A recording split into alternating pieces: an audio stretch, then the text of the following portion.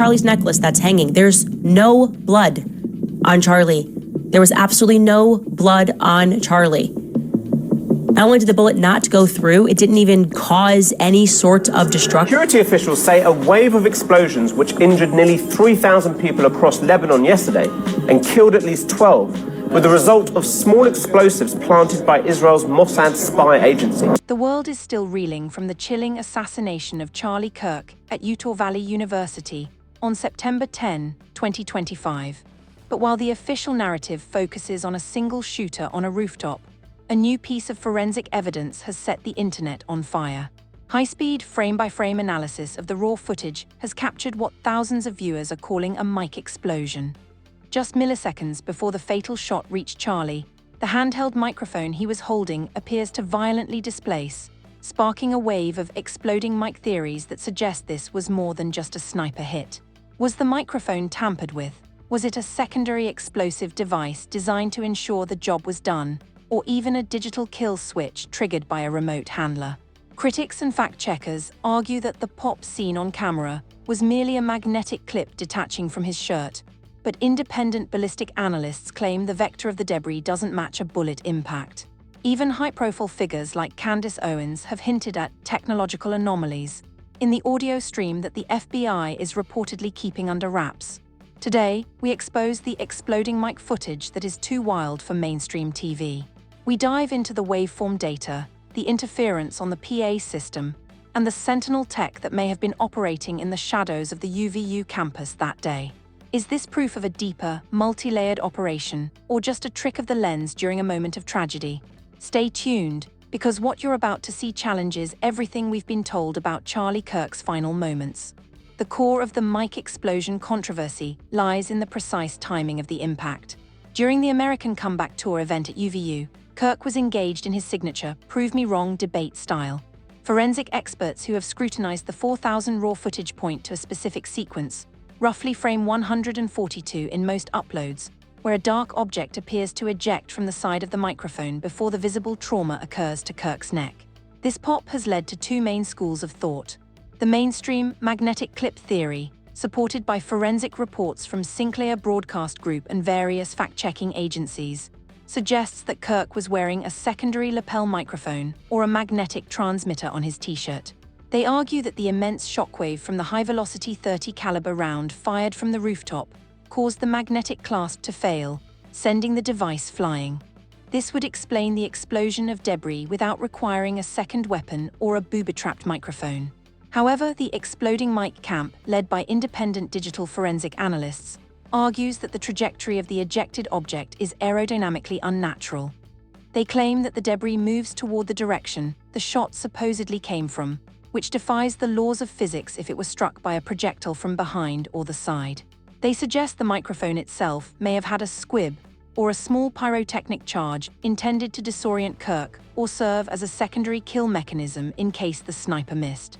This theory has gained traction because of the metallic ping heard in high-gain audio recordings, which sounds more mechanical than a standard ballistic report. Furthermore, the metallurgical analysis of the microphone, if it exists, has been a point of contention.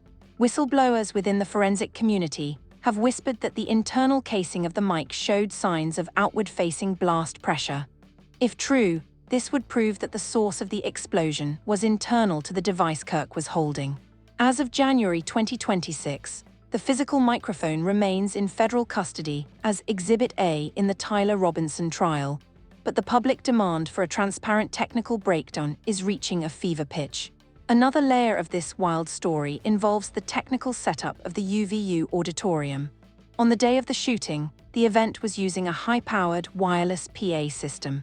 Investigative accounts suggest that the mic explosion was actually an electrical arc or a battery failure. They point to the fact that just seconds before the shot, there was a noticeable feedback loop and strange static in the live audio stream. The theory suggests that a directed energy device or a sophisticated remote hack of the audio equipment could have caused the lithium-ion battery inside the handheld mic to fail or explode. While there is no public evidence that the FBI recovered explosive residue, the electronic pulse theory explains why the mic seemed to jump in Kirk's hand before the bullet impact was registered. Skeptics, including many audio engineers, dismiss this as a digital myth. They note that the Lucy Center roof, where 22-year-old Tyler Robinson was allegedly positioned, was roughly 200 meters away. They argue that any electrical interference was simply a result of the chaos and the microphone eventually hitting the stage floor. But for those who believe in Sentinel involvement, a term often used in 2026 to describe deep state operatives, the timing of the mic failure is too perfect to be a coincidence. It served as a perfect auditory distraction, masking the crack of the sniper's rifle for those closest to the stage, potentially delaying the security response. Perhaps the most suspicious aspect of the exploding mic story is what happened in the seconds after the camera cut away. Reports indicate that the microphone Kirk was using was immediately seized by a special forensics team that did not identify as local Orem police or campus security. This team reportedly skipped standard chain of custody protocols, leading to claims that the device was scrubbed before it reached the main FBI field office. The current panic within Turning Point USA, now led by Erica Kirk, is rumored to be linked to this specific piece of evidence. If the microphone was indeed part of a coordinated hit, it would prove that Tyler Robinson was a patsy and not a lone actor. The metadata lies mentioned by critics often refer to the timestamps of the raw audio files, which allegedly show a pre-shot signature coming from the microphone itself. Why has the prosecution in the Tyler Robinson case fought so hard to keep the technical details of the microphone out of the preliminary hearings? Why did the security footage from the UVU Lucy Center show a glitch at the exact moment the mic appeared to pop? The exploding mic isn't just a conspiracy, it's a technical question that the official narrative hasn't fully answered. Until the physical device is presented and analyzed by a third-party expert in the Provo courthouse, the wild footage will continue to haunt the internet as the ultimate evidence of a stage-managed assassination.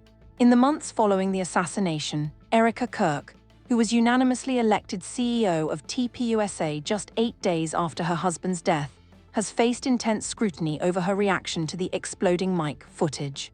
During a December 2025 town hall with Bari Weiss, Erica was asked directly about the anomalies in the UVU video. Her response, which many labeled as robotic and defensive, was to dismiss the theories as distractions from the grief. However, internal leaks from TPUSA suggest that Erica herself ordered a private investigation into the audio equipment used that day. The Sentinel oversight, the idea that Erica is being handled by a specific group of advisors, is central to this. If Erica knows that the microphone was tampered with, her refusal to speak on it suggests she may be under a non-disclosure agreement or a continuity of leadership contract that prevents her from challenging the official FBI story. The mic explosion has become a symbol of the larger family secrets drama. If the microphone was a kill switch, it implies that the assassination was an inside-outside job. This ties back to the Romania contract, rumors, and the financial scrutiny Erica is currently facing from TPUSA donors. The donors want to know if their money was used to pay for the very security team that failed to check the microphone or the rooftops. As the Tyler Robinson trial moves toward a May 2026 preliminary hearing, the exploding mic remains the most wild and dangerous piece of the puzzle, one that could topple the entire Kirk empire if the pop is ever proven to be a pulse. The footage of Charlie Kirk's final moments contains technical details that the mainstream media is desperate to ignore. Whether it's a magnetic clip flying off or a secondary mic explosion, designed to mask the crack of a sniper's rifle, the anomalies in the UVU footage are undeniable and deeply disturbing. Is this the smoking gun that proves a multi-person hit team, or just a tragic trick of ballistics and physics captured in low resolution? We want to hear from you. Do you see the pop in the footage, or do you believe the magnetic clip explanation? And what about the FBI's silence regarding the microphone's chain of custody? Is it a cover-up or just standard procedure? Drop your take in the comments below.